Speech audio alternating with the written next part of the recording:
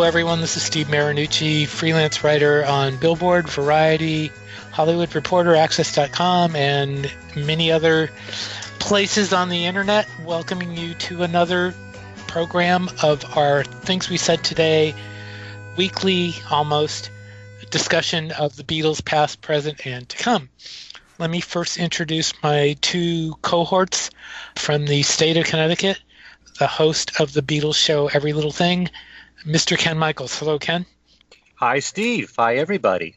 From the state of Maine, the author of The Beatles from the Cavern to the Rooftop and Got That Something How the Beatles, I Want to Hold Your Hand, Changed Everything. The former head of the Beatles desk at the New York Times, and he's still there occasionally.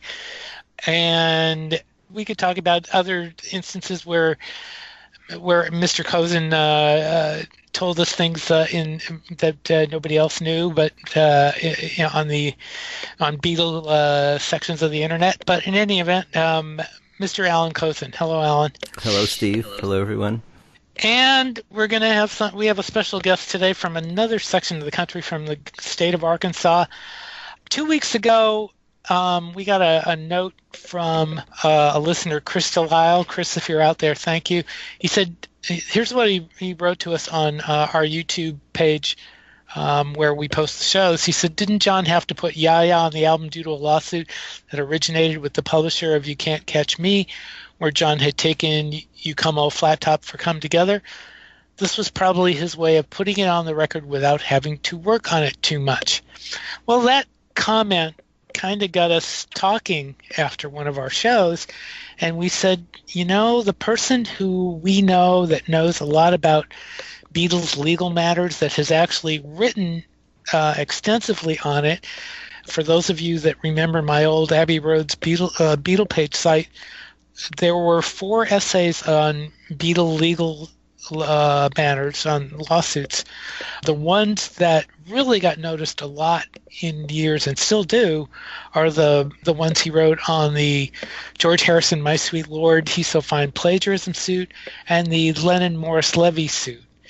And we want to welcome for our show today Mr. Joey Self. Joey is an attorney in Fort Smith, Arkansas. His practice is primarily in Western Arkansas, and he handles criminal defense matters as well as personal injury, divorce, family law cases, bankruptcy, Social Security, disability, and other civil matters. Whew. But he's here talking to us today about Beatles legal cases. Joey, welcome to Things We Said Today. Thank you so much. I don't know where to start. I mean, We'll there's start so with much. the Yaya question. Well, yeah, let's start. Okay, that's a good point, Alan. How about the Yaya question? About the Well, maybe Yeah, it's yeah. just best to just tell everyone what the whole case was about in case there are any listeners that aren't aware of it. That's true. Let's go there first, Joey. Okay. Well, the article that I wrote actually focused on the second lawsuit between Lennon and Levy. There was a first lawsuit in which Levy claimed that Lennon had infringed on a copyright that he held, that Levy held. You Can't Catch Me, the Chuck Berry song, wound up in Levy's copyright collection. Right before it went to trial, there was a settlement reached. Lennon, even though it was a Lennon-McCartney composition, Lennon took responsibility for the settlement and agreed to record three of the songs that Levy had a copyright on. The 3 that it wound up being was Ya Ya, and of course You Can't Catch Me. Lennon did his own version of that, and a song called Angel Baby. Well, the agreement was that the next album, that was the way it was phrased, that Lennon was going to do, would contain those songs that Levy held the copyright on. It turned out that Phil Spector took off with the tapes, and Lennon wrote Walls and Bridges and got it out. That was the next album, which was a breach of the agreement because there was only one song on Walls and Bridges that Levy had any interest in. So another suit was filed, and that was the article that I wrote that was on your webpage. Mm-hmm. Okay. Is there? I mean, what happened? How did it turn out? The lawsuit that Levy filed against Lennon. Mm-hmm. Levy would have been better off never going to the courthouse. He lost. He was the plaintiff, and yet Lennon counterclaimed against Levy.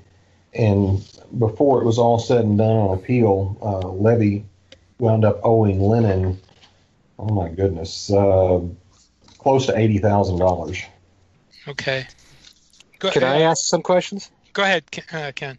First of all, I don't know how much our listeners know about this, but when this happened, there was an agreement that was made between Lennon and Levy. This was after the Mind Games album was finished. And apparently it was just an oral agreement. There was nothing signed, right? Oh, I don't know, because looking at my article to refresh my memory, it says the case was settled out of court on October 12th, and as part of the settlement, the lawsuit was dropped in return for Lennon's promise to record 3 songs. Whether that promise was reduced to writing, I don't know. So you're talking about the first lawsuit, the Come Together lawsuit. Yeah. Yes. Right. Yeah. And maybe you should explain to the listeners as well that the whole point of him having to, like, why that is a remedy, recording 3 songs that he owns. Well, when you're settling a case, you can be kind of creative.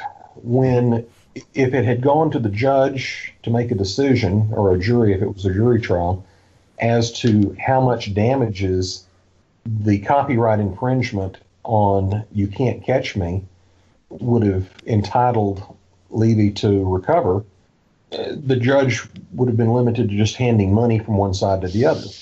Right. They got creative in settlement, and Levy was going to receive royalties on the 3 songs that Lennon recorded, and I suppose he thought that was a good deal for him. I mean, few people settle thinking they just made a bad deal, so I'm sure Levy thought it was a good deal. Yeah. Lennon was already recording the songs, so it wasn't going to hurt him. So, right. But, to answer what this listener wrote to us, did John have to do that on Walls and Bridges, and record Ya Ya, even though it was not a serious recording of the song? Did he do that really to at least temporarily, at least give Morris Levy 1 song at the time? I've been married 36 years, and I learned a long time ago the right answer to a lot of questions is, I don't know. It was not in the opinion, and in the other readings that I have done, I'm not sure if he thought that was going to somehow mollify Levy, that maybe he thought Levy would see that 1 was about the same as 3, and just go away. But no, it was not explained in the research that I did as to why there was just the 1 or why he put the 1 on there.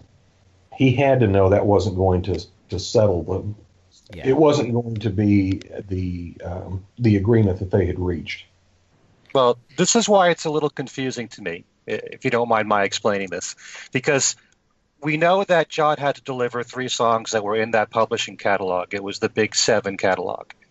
And according to the book 8 Arms to Hold You from Chip Mattinger, it does say in there that while Ya Ya, that Morris Levy has a songwriting credit on there, which even that is in question, really, because originally he wasn't listed as a songwriter on the song. But in that book, it said that Ya Ya was not in the Big 7 catalog. So if that is the case, and we're saying that there had to be 3 songs that John recorded, you've got You Can't Catch Me, you mentioned Angel Baby. Angel Baby was only released at first on Roots. So, it wasn't on the rock and roll album. How were the 3 songs covered? Well, I'm looking right now at Levy's claim against Lennon, and in the court opinion, it says that Lennon had recorded 3 songs owned by Levy's company, Big 7, but only You Can't Catch Me and Ya Ya actually appeared on Rock and Roll. Mm-hmm. So, Ya Ya appeared on 2 successive albums. The judge apparently was convinced that Ya Ya was a Levy-held song, so I'm not sure where Chip is coming from on that. That's the first I'd heard of it when you mentioned it. Okay. And I guess, because I always thought maybe Sweet Little 16, because it's another Chuck Berry song, was also a Big 7 song, but I guess it wasn't. It was not. I read something, and it may have been in Professor Suture's book, that Levy wound up with "You Can't Catch Me" because of some movie it was in. Mm. I don't remember the details as I'm sitting here, but Levy wound up with it because it appeared in, I don't know, some of those rock movies that they were doing in the mid '50s. Okay. When you mentioned Professor Suture's book, we should let everybody know what he's talking about is the book "Baby, You're a Rich Man," suing the Beatles for fun and profit. How did the Roots album figure into that, Joey? Figure into what, Steve? Well, into the whole complicated situation. I mean, Oh, yes. Well, what happened was that after Lennon did not have the 3 songs on his next album, he had a meeting with Levy to explain to him what happened, that Phil Spector had taken off with the tapes, and that he was still working on the Rock and Roll Oldies album. And he produced a rough mix or demos or whatever it was of the works that he had been doing to demonstrate that, yes, I am working on this. And he gave the tape to Levy. There was some conversation about whether Lennon could give the rights to do mail order releases of his records.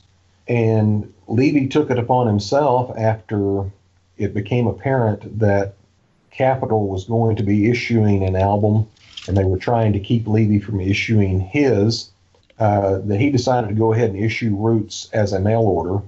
Quickly got served with an injunction, and Roots became a collector's item. Okay. Alan, did you want to jump in here? Sure. So the next thing that happened then was that Lennon and probably EMI must have sued Levy to, well, first of all, get the Roots album off the market. But what was there? I think there's a degree to which do you think that maybe John was just sort of naive? I mean, the way that you describe the conversations, they're sitting at dinner and Levy brings up the thing about mail order, and John says, "Well, I am signed to EMI," and Levy says, "Well, Alan Klein says that doesn't matter." So, Yeah. and Lennon seems to have just accepted that as a possibility. I remember pointing out in the article, and I'm looking at it now, that it was funny to me that in 1974 that Levy is quoting Klein as some sort of authority to Lennon, because Klein and Lennon were suing each other at that point. Right. But that's what happened. The Levy referred back to Alan Klein's 1971 Playboy interview, and also a conversation he'd had with Klein in '73 that he said, "Oh, I think we can do the mail order. I don't think your contract with EMI covers mail order." Lennon, I mean, let's be honest, the idea of doing something novel would have appealed to him, Mm-hmm. probably did appeal to him. And I pulled the article here, I'm looking. After they learned at EMI that Roots was going to come out, Capitol threatened legal action against those who were involved in the manufacture and distribution of Roots, and the production of Roots stopped. Mm-hmm. So I don't believe there was a lawsuit. I may have said an injunction, but I don't think they actually had to get a judge to issue one. But as soon as that happened, then Levy filed suit claiming breach of, when Rock and Roll came out and only had the 2 songs, then Levy claimed there was a breach of contract. Right. He also claimed, I think, that that on the basis of that dinner where Lennon and Lennon's lawyer and Levy were talking about this mail order possibility, he claimed that conversation superseded the original settlement for Come Together. So that in Levy's mind, it was no longer a question of, you got to do these 3 songs and that will compensate me for your ripping a couple of lines off of You Can't Catch Me. It now was, you got to do those 3 songs and let me market the album on television myself, right? Yeah, that was his position, is that contract, that over-dinner contract that you talk about, was intended to replace the Come Together settlement. That And yet Levy would make it was only verbal too, right? right. That's right. Yeah, but verbal contracts can be enforced as long as the terms are definite and the parties agree on them. Mm-hmm. But And were they? No. Part of the problem Levy had was at trial he kept changing his position. As I mentioned in the article, it's not unusual for a party to amend their pleadings as the case unfolds and learn more about it. It's a little more unusual, not unheard of, to amend it after the trial starts. Mm-hmm. But when you're talking about whether there was the meeting of the minds that is necessary for a contract, and you're in the middle of trial and you're changing what you're claiming are your damages, right, that tends to indicate there wasn't a meeting of the minds in the first place. Right. If one mind can't decide on what the contract is, then how can two? Right. I mean, they hadn't, for instance, settled on what John's royalties would be for the album as such, which I think might have been the defining issue for the judge about why that can't be accepted as a contract, because they don't really have the kind of details you need to have a contract, even if it's a verbal contract. They just didn't get into that, seemingly. Exactly. The royalty part was definitely a factor, maybe the main factor that the judge ruled. I mean, he said that it was a tentative agreement at that dinner meeting, but he was going to, there was no agreement, as you said, about the method or the amount of calculation of the royalties. Of course, what we know about Levy and paying royalties from his roulette days and the artists that have complained about not getting any money, that probably wasn't a big deal to Levy anyway. Right. Let's move to the Harrison suit, because I think that's a mind blower, actually, when you get into the little bottom details about that. Joey, give us a general thing about general introduction to the Harrison My Sweet Lord, He's So Fine suit.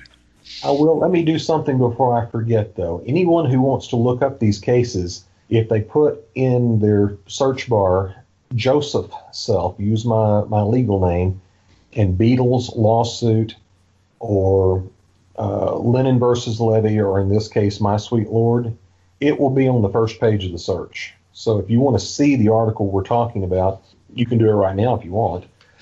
Right. Yeah, and I should mention that both of your I don't know if your articles are elsewhere, but I mean they are still on my Abbey Road site, abbeyroad.net.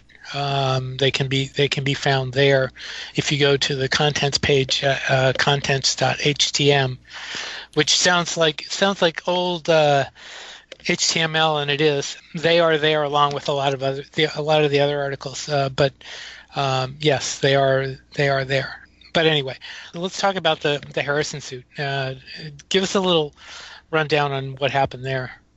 Well, George Harrison in 1969 came up with this song. He was touring with Delaney and Bonnie at the time. Came up with a riff, and he and the people around him started vamping on it, and eventually it became the song My Sweet Lord. Harrison apparently didn't think too much of it because he let Billy Preston record it first, but it wasn't a hit for for Preston. And eventually George recorded his own version, For All Things Must Pass, and it was released as a single. And about that time, it caught the attention of the people that held the Bright song catalog, and a suit against George claiming that My Sweet Lord infringed on the copyright of He's So Fine followed shortly thereafter. Okay.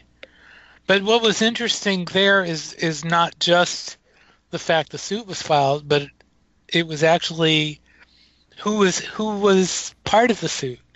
And it wasn't just Harrison and Bright songs. It became interesting later. At the start, it was Bright and Harrison. Mm-hmm. A little later, it became Alan Klein's company involved, and that's part of the intrigue of the whole thing. Right. But that wasn't until much later. In fact, Klein was acting as Harrison's agent I'm looking now at the article.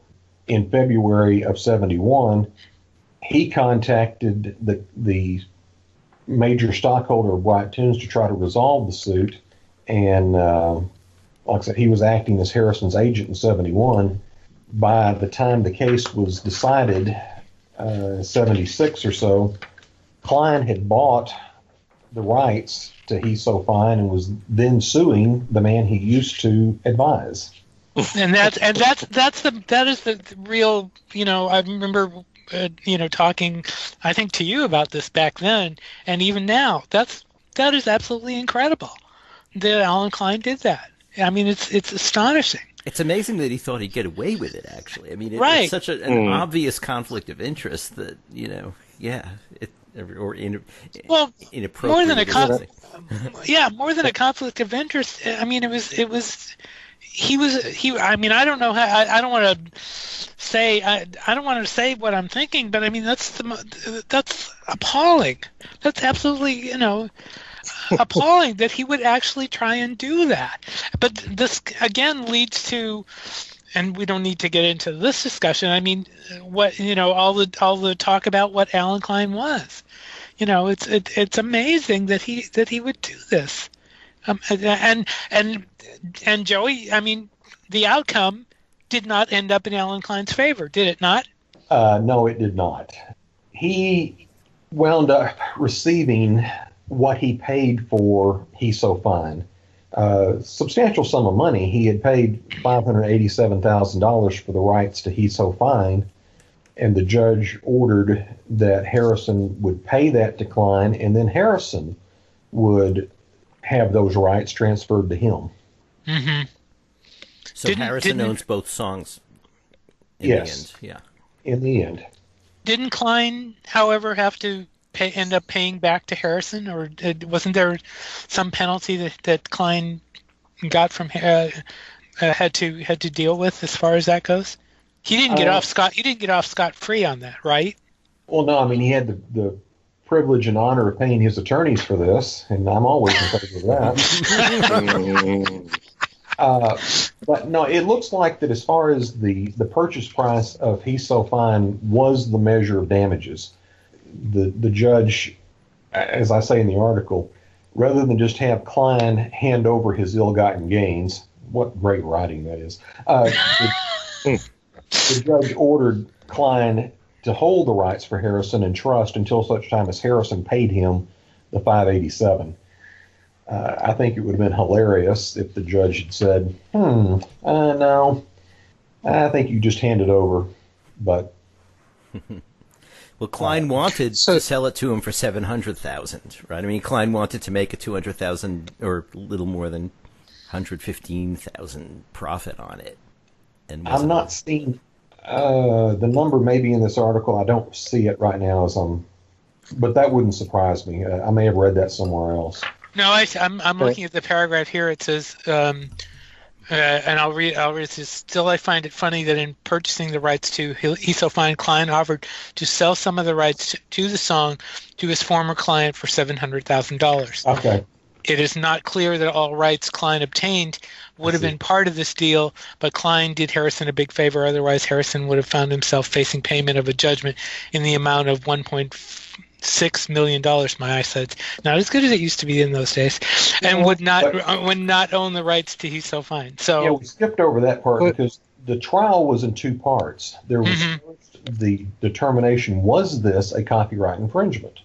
Okay. Which makes perfect sense. You wouldn't call in all your financial experts to tell you how much damages the holder of Bright Songs would have suffered because of the infringement, unless there is actually an infringement. So they had that part of the suit first, and Judge Owen, who, by the way, was an opera writer, Alan could speak to that probably better than I, about how good of an opera writer he was. But they were in front of a jurist that had quite a bit of knowledge about music, and when he found that He's So Fine was copied, or that My Sweet Lord had copied He's So Fine, then he had to determine what the damages were going to be. And that, to me, was a fascinating part of the decision, was figuring out how much to attribute. for example, the sales of All Things Must Pass, we got those sales figures in the judge's opinion, and how much of that number needed to be turned over to Bright. Like I say, it's all in here. I'm not going to read numbers because it makes people's eyes glaze over. It mentions all the songs that got airplay at the time and what was responsible for the sales of All Things Must Pass. And most of it was due to My Sweet Lord. And, a certain decent percentage went to What Is Life. And all the other songs got 1% that were mentioned that got airplay.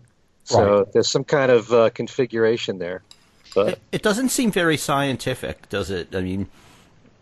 I mean, you're assessing damages for the copyright of one song and then claiming that the whole reason the album sold was because of that one song, and that therefore Harrison's royalties on the rest of the songs should sort of be, attached a bit as well. That he should have to pay some of the royalties that he got on the whole album, not just My Sweet Lord. That seems awfully weird to me. It was weird to me as well. I mean, think about a song from a similar time, Brandy by Looking Glass. The albums that Looking Glass sold, you could pretty much attribute to the song Brandy being on there. Mm-hmm.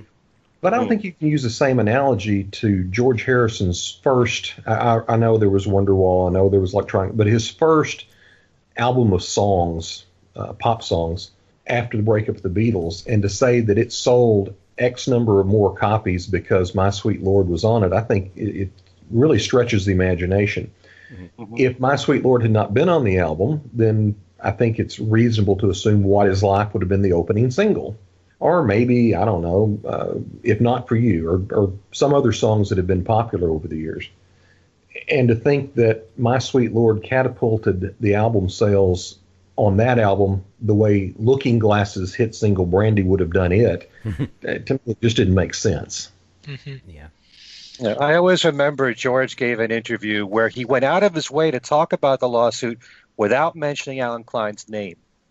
and he said that the very same person who encouraged him to make My Sweet Lord the single was the very same person who ended up buying out the rights to the song and suing him. So, I'm sure George is being as careful as he could be, not wanting another lawsuit probably by mentioning his name. But, and he also said he could write a whole book on the whole lawsuit, which he probably could have. Well, he did write a song on it. Yes, this song. Right. So, I mean, that's something also that is part of the story. And I mean, that's one of the craziest Beatle lawsuit stories there. Maybe the craziest. We were briefly talking about a few others, though. I mean, there's we don't have time, obviously, to go into all of them in detail. But Joey, just briefly talk about a couple of the others.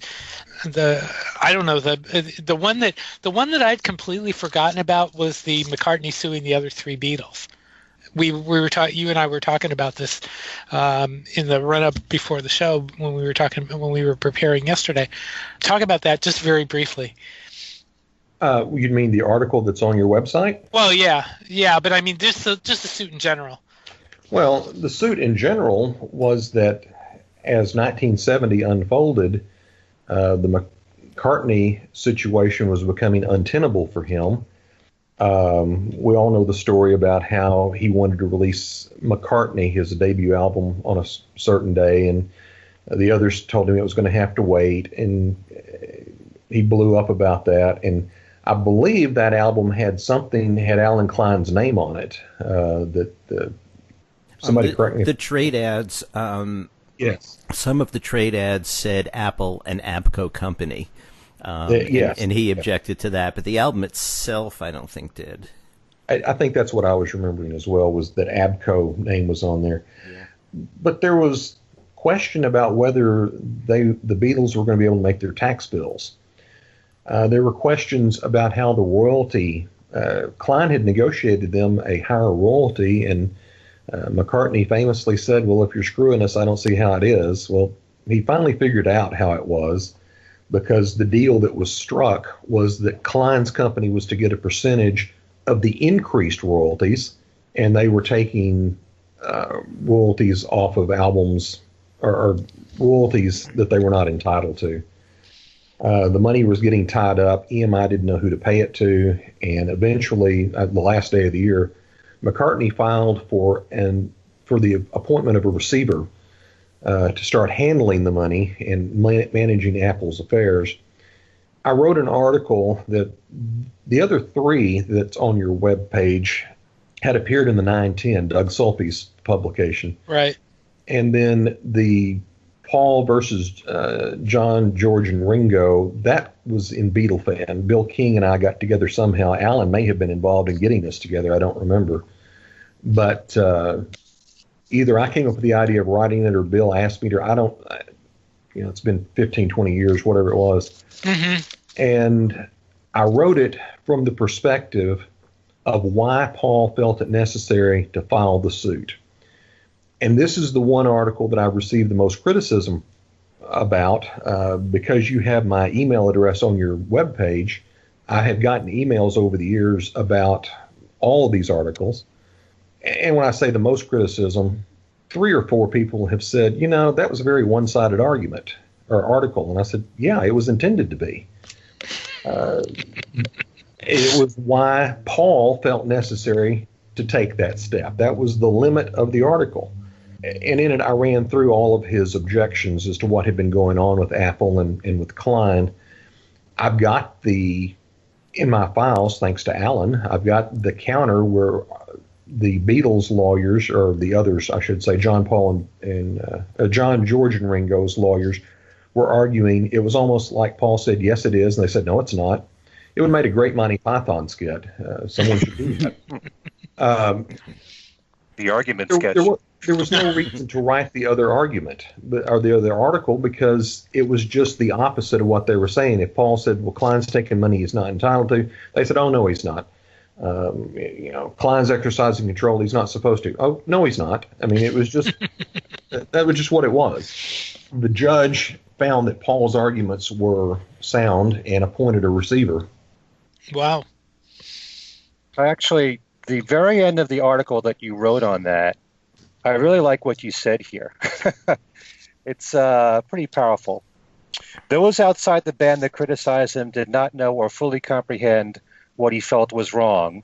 Those inside that disparaged him were the one that had caused much of the problems to begin with. The wonder of it all is not that McCartney filed suit, but rather that it took him so long to do so. Yeah, I mean, I know McCartney is a PR expert, and he tried to play, I didn't want to do it. I believe him in that case, that the idea of suing John, George, and Ringo just made him sick. And we know from other accounts, that he was perhaps drinking a bit much in 1970, and he was having an awful time of it. And I think any of us that have been involved in lawsuits, and I do it as a bystander, I don't do it as a litigant, but being a plaintiff in a lawsuit is not fun. Being a defendant in a lawsuit is not fun. And doing it with your friends, I can't imagine it. Mm-hmm. Mm-hmm. And there were several things in your article where it just seemed like it was piling one thing on top of another, where John, George, and Ringo agreed to something that Paul didn't consent to. Yeah, and Paul didn't make it any easier on himself by, what was there, 3 billion people on the planet at the time, and he wanted to bring in his in-laws? I mean, that was not a good move. By the same token, there's 3 billion people on the planet at the time, and the 3 of them picked the one guy that the Rolling Stones are saying, I don't know. You might want to look out there. So it just shows the deterioration of the personal relationships they had in 1969 that had obviously started. We can go back to the death of Epstein, and that's a whole other story. But it's really sad when you look at that article of what Paul claimed and what was accepted by the judge. That was another reason I only wrote it from one side, because what Paul said was true was accepted as true, that how he was being mistreated in the partnership. Mm-hmm. Mm-hmm. I mean, if 3 partners vote to do something, the 4th one doesn't have veto power. He's stuck with that decision. And the 3 of them were imposing on Paul decisions he didn't want to be a part of. I don't know if this is a question that could be answered easily or not, but in general, when a group like the Beatles, or that or separately, or one of the Beatles goes to court, is there? I mean, is it? It's obviously a different situation than than you or I, as defendants or plaintiffs going in ourselves. Am I making too much out of that? Do you understand what I'm trying to ask there? It's a different situation. It takes it to a different level, does it not? If the judge is starstruck, it would be. Is that usually the case? Well, I don't know. I mean, Lance Ito certainly was, but right. Well, that's true. But I don't know if every judge is. The judges in the cases you wrote about seem not to have been. I mean, one of them is talking about teenagers buying records, and they seem not to have, and also in the case of the Harrison suit, I think he said that when they were trying to figure out how much of the album royalties George had to pay, he referred to the songs as less than memorable. Yeah. So probably not starstruck. Yeah. In that particular case, I was about to say the same thing. Judge Owen obviously ruled against Harrison, so if he was impressed that he had a Beatle in his midst, it didn't affect his legal judgment. Mm-hmm. I mean, I'm trying to think of the other lawsuits. The Star Club one that's also on the website, the Beatles lost that one. So the judge that was ruling in that case, again, didn't have a case of, I better rule for the Beatles here. So to answer your question, the evidence in front of me does not really support the idea that the Beatles got a leg up when they went into a courtroom. Mm-hmm. But it just generally talking, you mentioned the Star Club suit and how they lost at that point, but they won later. What was the difference? Okay, back to my I don't know. I wrote the Star Club article around the same time. In fact, it may be the year before that the Sony suit. Yeah, this came out in '95, mm-hmm. And I want to think the Sony thing came out in '95 later or in '96. And since I never wrote about it, I never researched it. I just know that it was a different result, and that's the one article of the bunch that probably I need to go back to if I ever take a mind and dig up the Sony and write the entire article. What I wrote is correct. It's just not complete now.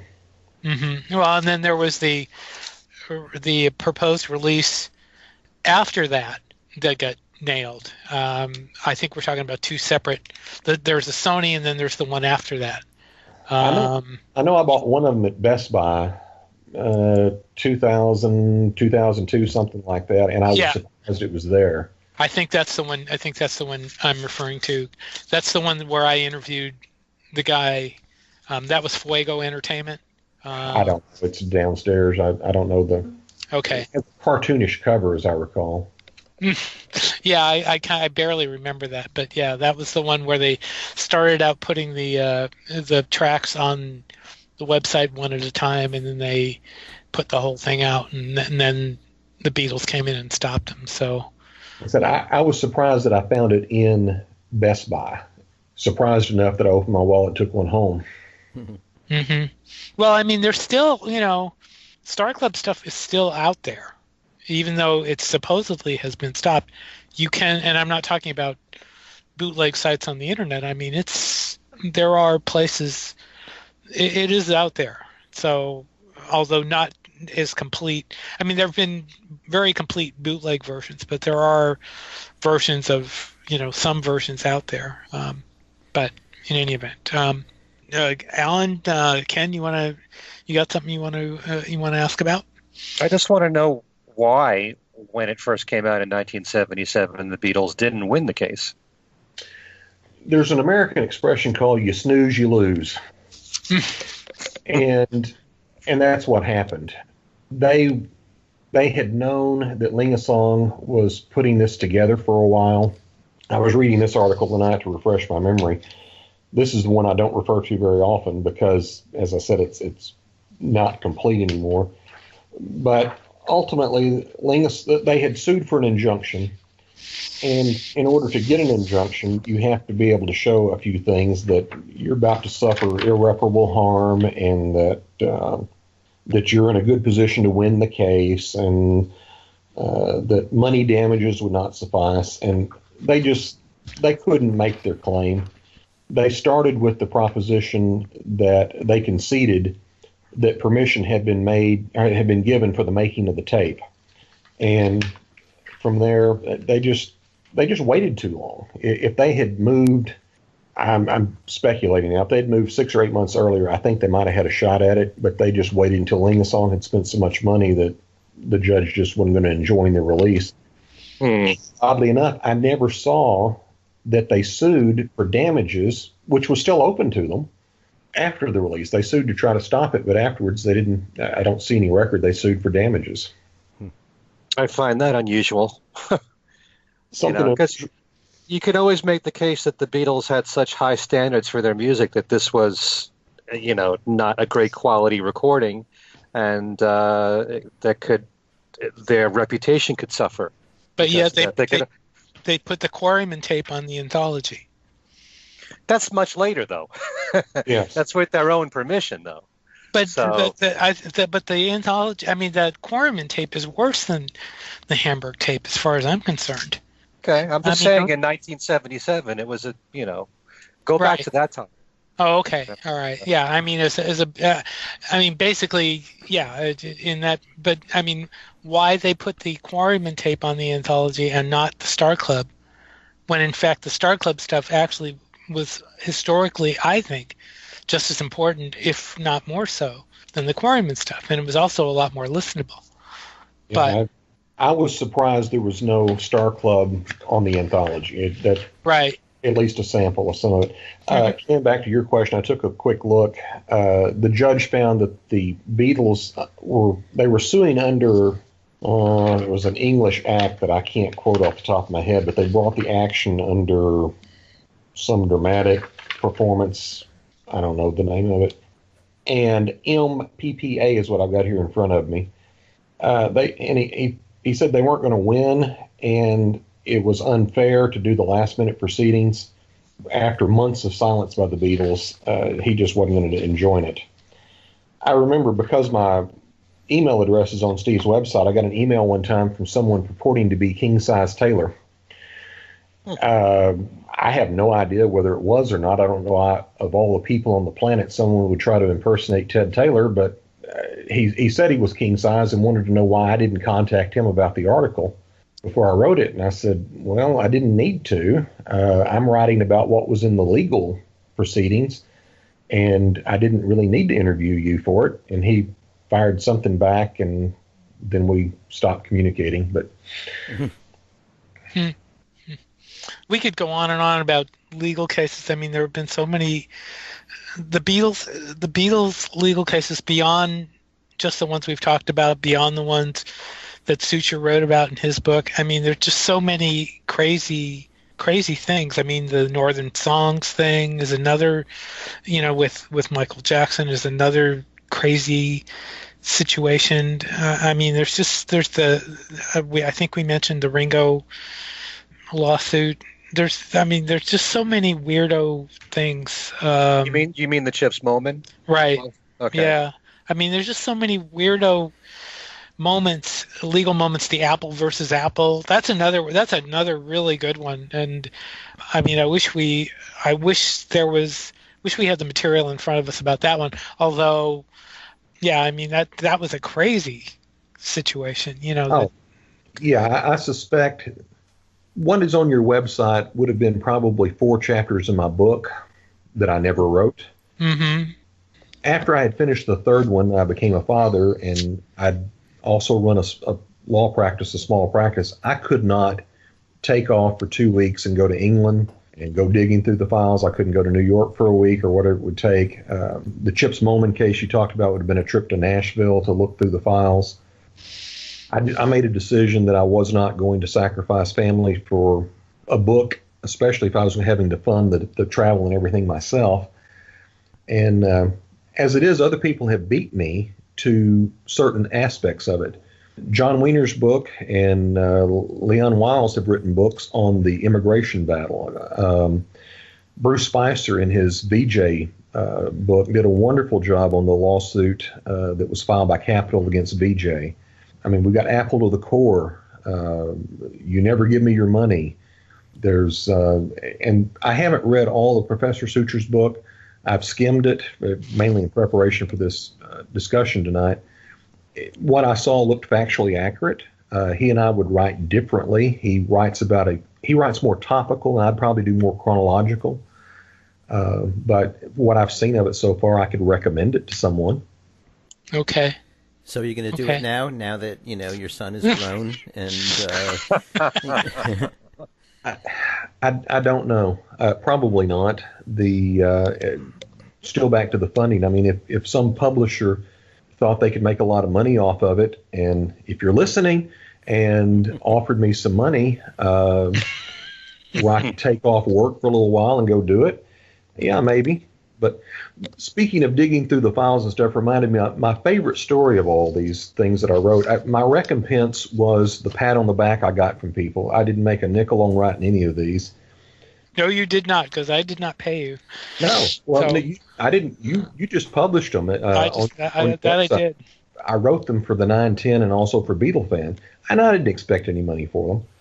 But I came back to the office one day, and my receptionist says, "You got a call," and it was kind of strange. She handed it to me, and it said Mark Lewison. And I thought it was one of my internet buddies being a joker. And I looked at the number, and it didn't have all the numbers in the same order that we would have here. And I've called England before. So I call the number and got a very nice British accent on the other end. And I won't try to do my British accent, but it was Mark. He was curious about something of the Harrison My Sweet Lord suit. He wanted to verify. So he asked Alan, he said, "Do you think he would mind if I called?" And Alan said, "No." So I got to become acquainted with Mark. I got his private email address, and he and I have chatted a few times over the years about some things. So that was my biggest recompense for doing these, was getting to make the acquaintance of Mark Lewison. Okay. I should mention to everyone listening that in addition to Mark Lewison, Joey and I and Alan have known, actually Alan's known, I think, Joey longer than I have, but Joey and I and Alan have known each other for decades. Is that about right? Yes. 1990 on Prodigy. Right, on Prodigy. Yeah, all three of us were on there at the same time. Right. Through circumstances, Alan had been in Tulsa a few times, which is about an hour and 45 minutes away from me, and I drove up and we met there. He also met me at the airport when I was going to England in 92, and then I crashed on his couch for a couple of days in 1996 when I was in New York for a Beatle Fest. So yeah, Alan and I, we go way back. Yeah, and of course you not Steve, but way back. Yep. And I'm a new acquaintance. You are. You're my new best friend. Okay, good. I'm still trying to figure out your accent. I don't know what you've said. I don't have an accent, Alan. You're the one with the accent. Oh, I see. Yeah, Alan's got the Maine accent. Oh yeah, right. Yeah, right. There we go. He's going to be a New Englander like me. There we go. I think we are running pretty close to our time. This has been really nice, and Joey, I think we need to do this again sometime. Maybe get a couple more of those lawsuits and talk about them in detail. I know we had mentioned in the before we started, we were talking about the McCartney Heather Mills divorce suit. I mean, that would be interesting. Hey, I can think of one more that Joey actually was sort of involved in that maybe if you want to mention it. But go ahead. When Apple tried to get Doug Sulpy to scrap Drugs, Divorce, and a Slipping Image and send them all the materials and all that stuff, I believe, didn't you sort of intercede on his behalf? I wouldn't call it intercede. Doug, and he has told this, I believe, so I'm free to talk about it. He called me and then faxed me the nice little nasty letter he got from Apple, and telling him that he could not use copyrighted material. The upshot was, if you go back and read Drugs, Divorce, and Sleeping Image, or whatever it's called now, instead of saying or giving quotes like I'm warming to the idea of an asylum as far as playing, Doug would have to say that Lennon or Harrison, whichever one, said that opined that going to a mental facility might be a better option. He had to go back and change all of the quotes. To paraphrase, yeah.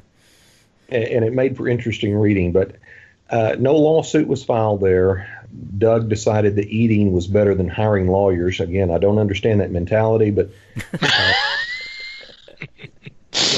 but he took discretion as his better part of valor. Mm-hmm. And what was funny was he didn't mention me in the credits of that book, even though I did have a small contribution to it. And then I got mentioned in one of his outtake books, one I had nothing to do with, but I was mentioned in the thank you in the credits. Do you have anything to do with any other Beatle legal things besides that? No. That's as close as I got to being. I told him, I said, look, Doug, tell him to sue you and let's bring McCartney in for a deposition. I thought it was fun. But he didn't want to do that. He didn't want to have fun the way I wanted to have fun. Oh, okay. That's what we wanted to do with Magic Alex. We figured if we went to England for the trial that we would have to have the Beatles come and testify, so the remaining Beatles. Can I ask, Alan, did you guys talk about Magic Alex? Did you and Joey talk about that? I don't think so, did we? Briefly, but you had a good lawyer. You didn't need me. Yeah, the Times had an in-house guy, plus they had a British firm, because this was a British case, and yeah. Why don't you just briefly give that rundown what that was for people who didn't hear? Because I know we've talked about that before, but just for people who aren't aware of what we're talking about, just run down what that is. Okay. When I was working for the Times, Maharishi died in, I think, 2008. And my editors came and asked me to do a story about what it all means in Beatles terms. And usually for a story like this, the underlying question really is, what is the cultural yield of the Beatles' association with Maharishi? And I thought that was actually a pretty easy question, because until that point, they sort of would come into the studio, through Pepper, with things unfinished and finish them in the studio and all that. And then they went to Rishikesh to sit at the Maharishi's feet and meditate, and came back with 27 songs that they demoed at George's houses, and then did the White Album, which didn't even use all 27 songs and had other songs. It was a huge yield. And so I said, basically the cultural yield of their association with the Maharishi is this huge burst of creativity. So then you have to anticipate certain reader questions. And the obvious reader question would be, well, if this was so amazing for them, why did they split with the Maharishi? And, well, this is where Magic Alex comes in. Magic Alex was, their electronics guru. He came flying down to India. He really wasn't keen on the Beatles paying as much attention to the Maharishi as they were when they could be paying that attention to him. And so he started these rumors about the Maharishi putting moves on various of the women at the ashram. And finally, John and George left. Now, in John's case, I think he had just sort of gotten to that point where he lost interest anyway and wanted to go back, but he made it into a cause, Well, if the Maharishi's doing this, he's not so cosmic, we got to get out of here. Once I told that story, I had to say who Magic Alex was, because bizarrely enough, not everybody on the planet knows who Magic Alex is. Mm-hmm. And since this wasn't a story about Magic Alex, I had to do it in like a sentence. So I just described him as a charlatan and so-called inventor. Which I think basically most people who know the Beatles story and know Magic Alex's involvement with them would consider that fair. Plus, in the U.S., I think you can confirm this, Joey. There is nothing particularly libelous about charlatan. It's not libel per se. Libel per se was things like imputing unchastity to a woman. All these things that everybody says every day in every paper now.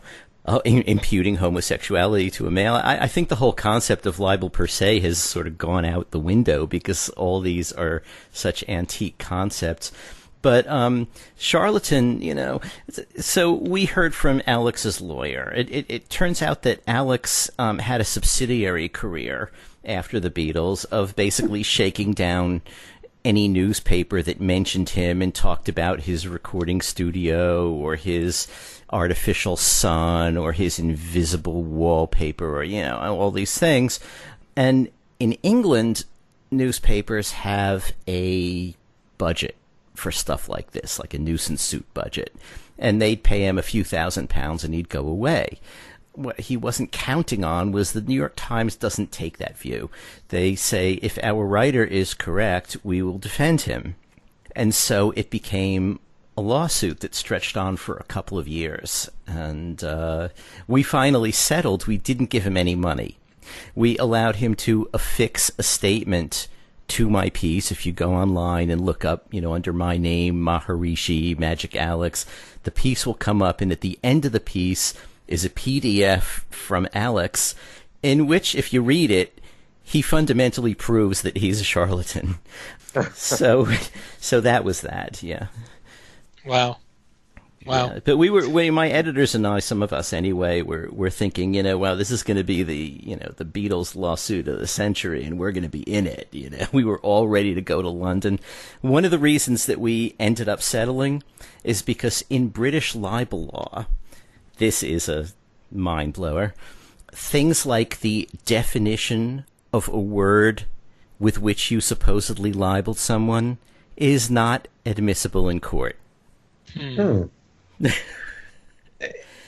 you got roped into England because the story was printed in the U.S. and then it was run on a subsidiary or a sister publication or something? Because the New York Times is available in England, so even though we're not in England, and Magic Alex at that time was living in Greece, England has this thing that is widely known as libel tourism, which is that anything that gets published or distributed in England can be the subject of a lawsuit, even if neither party lives in England or is English. I'll tell you, the Times had a visit from a deputation from Parliament that was looking into changing Britain's libel law because they knew how ridiculous it was. And they came and sat down and met with us. It was really kind of interesting. Ooh, okay. Anyway, thank you, Alan. Thank you, Joey. Anytime. We're gonna. I'm gonna quickly let everybody, or we're gonna quickly let everybody know where you can get a hold of us. Starting with you, Ken. My email address is everylittlething@att.net. My website is kenmichaelsradio.com. I have to mention a couple things real quick, and I'm sure that some of our listeners will want to know about this. I mentioned in our last show that there's a radio special connected to the Concert for George, which actually ran on the radio station where I do the live broadcast of my weekly show, Every Little Thing. And actually, I was given permission to put that show, that radio special, on my website. So anyone who wants to hear it, it's got music from the Concert for George. It's got interviews with the performers, Paul, Ringo, Eric Clapton, Billy Preston, Tom Petty, Jeff Lynne. It's there on the website. If you go to my website, kenmichaelsradio.com, you look at where it says More Interviews, that tab. You go to the drop-down menu. There's one page just for the Concert for George radio special. So if you want to hear it, it's right there. And that's only going to be for a limited time.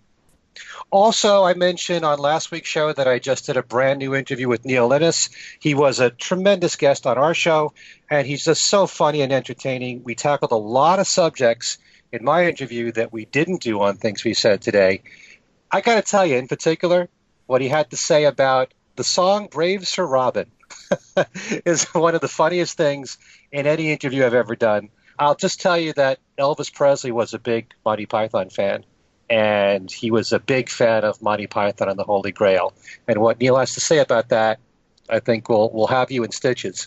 But we talked about so many things, being in 2 George Harrison videos, being in Magical Mystery Tour, some of the same stuff we did on on Things We Said Today, but a lot of other stuff as well. So in addition to that, I'm going to be at the Fest for Beatle fans this coming weekend, March 9th through the 11th. And I'm only going to be there on Saturday, but I will be on a panel in the Act Naturally room with Kid O'Toole and Darren DeVivo, who have been great guests here on this show, frequently here on this program.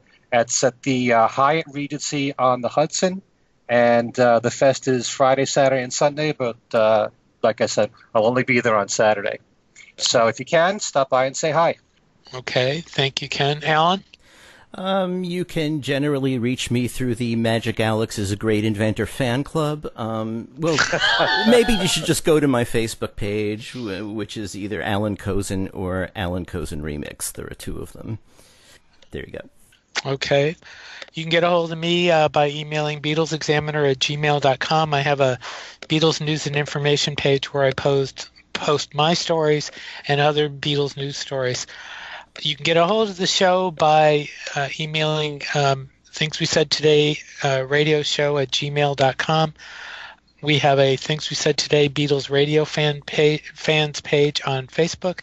There's also a Things We Said Today page for the fab4radio.com broadcasts, which are at noon at midnight ET on Sunday and noon on Saturday. So in other words, reverse that. But anyway, so you can catch the show there as well as on Podbean, on iTunes, on YouTube, TuneIn Radio. We are all over the place. You can't not find us. I mean, just hit the right Things We Said Today Beatles radio fans in your browser and you will find us.